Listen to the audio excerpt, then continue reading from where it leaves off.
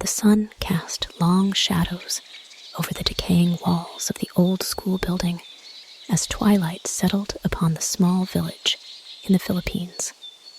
The village had its own charm, nestled amidst the lush greenery and surrounded by the hushed whispers of history. The school, a relic of the past, stood at the heart of the village like a forgotten sentinel. Its windows were cracked, its roof sagging, and its wooden doors creaked eerily with each gust of wind. The locals seldom spoke of the school, for it carried a sense of foreboding that hung in the air like a heavy mist.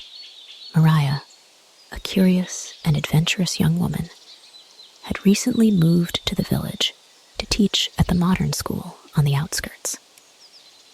Intrigued by the tales of the old school, she often found herself gazing at it during her walks, wondering about its past and the secrets it held.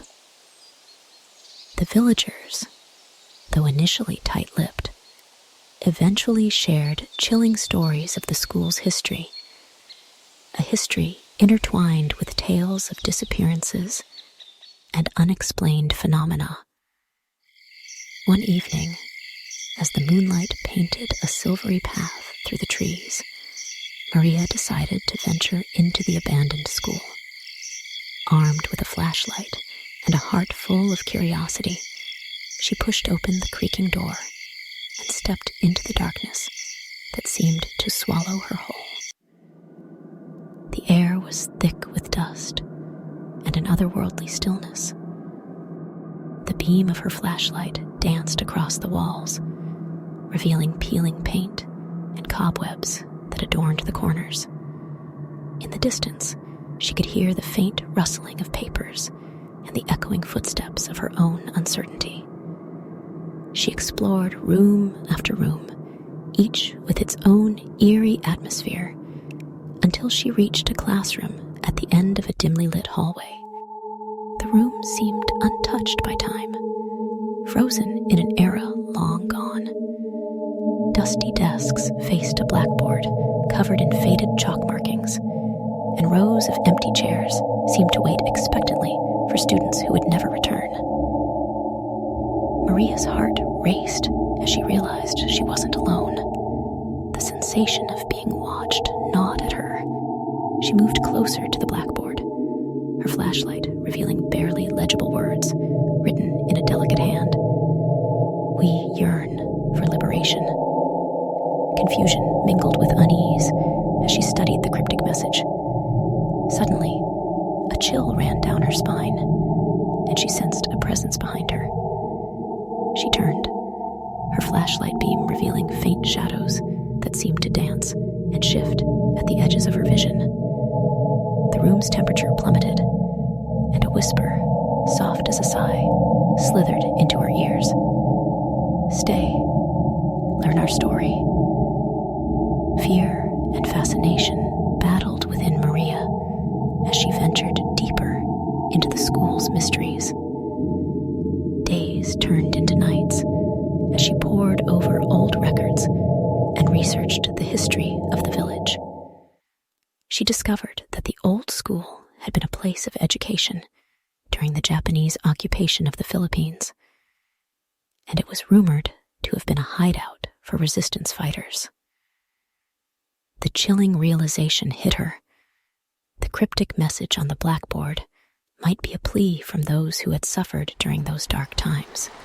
One stormy night, as rain lashed against the windows and lightning illuminated the shadows, Maria uncovered a hidden chamber beneath the school. The room was adorned with faded photographs, handwritten letters, and tattered uniforms, the remnants of the past.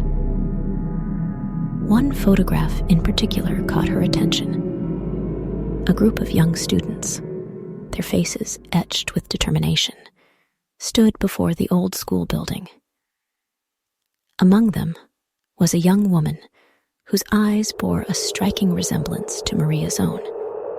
With each discovery, the whispers grew louder, their voices woven with sorrow and a desire to be remembered.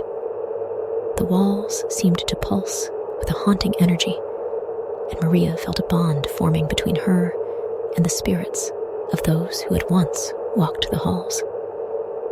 As she pieced together their stories, she learned of the sacrifices made and the lives lost in the pursuit of freedom. As Maria delved deeper, she began to understand the truth that the villagers had concealed. The school was a bridge between the living and the departed, a conduit for the spirits to reach out to the world of the living.